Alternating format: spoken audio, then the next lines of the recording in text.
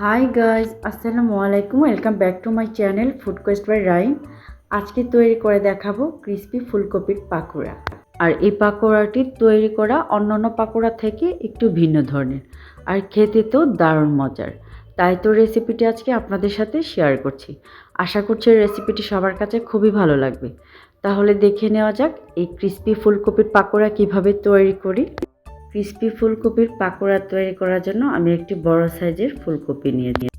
এখন কপির ফুলগুলো খুলে পাকোড়ার জন্য পাতলা স্লাইস করে কেটে নেব।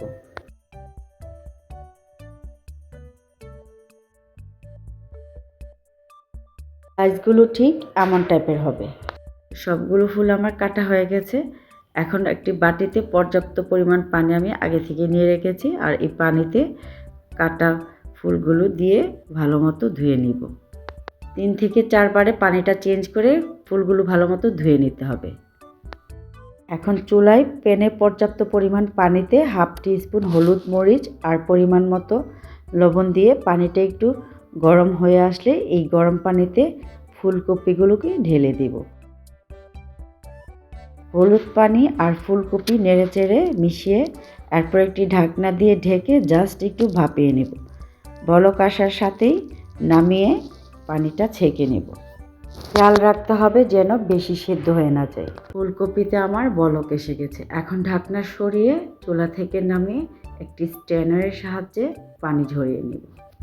পানি ঝরানো ফুলকপি এখন একটি মিক্সিং বোলে নিয়ে এর মধ্যে দিয়ে দিলাম স্বাদ অনুযায়ী লবণ, 1/3 কাপ ময়দা, এরপর যাবে 1 টেবিল স্পুন মরিচ গুঁড়া, 1/3 কাপ চালের গুঁড়া, আর যাবে 1.5 টেবিল স্পুন সুজি, 1.5 টেবিল স্পুন কর্নফ্লাওয়ার, আর যাবে 1 টেবিল স্পুন মিহি কুচি করে কাটা আদা রসুন, এরপর যাবে 3 পিস কাঁচামরিচ, এরপর পরিমাণ মতো ধনে পাতা, হাফ টিস্পুন গরম মশলা, এরপর লাস্টে যাবে 2 টেবিল স্পুন লেমন জুস। ব্যাস, লেমন জুস দেওয়ার পর এর সাথে আর কিছু অ্যাড করব না। এখন হাতে ভালো মতো সব কিছু মিশিয়ে নিব। আমি কিন্তু এর সাথে কোনো প্রকার পানি অ্যাড করি নাই। পানি ছাড়াই সব কিছু একসাথে ভালো মতো মিশিয়ে নিতে হবে। একদম ভালো করে মাখিয়ে নিতে হবে। প্রতিটা স্পাইসি ময়দা কর্নফ্লাওয়ার ফুলকপির ফাঁকে ফাঁকে যেন মিশ্রণগুলো ঢুকে যায়। কিছু একদম ভালো মতো আমার মেশানো হয়ে গেছে। এখন হচ্ছে ভেজে নেওয়ার পালা। ভাজার জন্য চলে যাব কিচেনে। চুলায় আমি আগে থেকে পর্যাপ্ত পরিমাণ তেল গরম করে রেখেছি, আর এই গরম তেলে একটি একটি করে ফুলকপি ছেড়ে দিব। এখন চুলার আঁচটাকে মিডিয়াম টু লোতে রেখে ফুলকপির পাকোড়াগুলোকে গোল্ডেন ব্রাউন করে ভেজে নেব। পাকোড়াগুলো হালকা ভাজা হয়ে আসলে একটি কাঁটা চামচের সাহায্যে মাঝে মধ্যে এভাবে উল্টিয়ে পাল্টে দিতে হবে। পাকোড়াগুলো আমার গোল্ডেন ব্রাউন করে ভাজা হয়ে গেছে। এখন তেল ঝরিয়ে এক এক করে সবগুলো পাকোড়া উঠিয়ে নেব। এভাবে করে বাকি পাকোড়াগুলো ভেজে উঠিয়ে নেব। সবগুলো পাকোড়া আমার ভাজা হয়ে গেছে।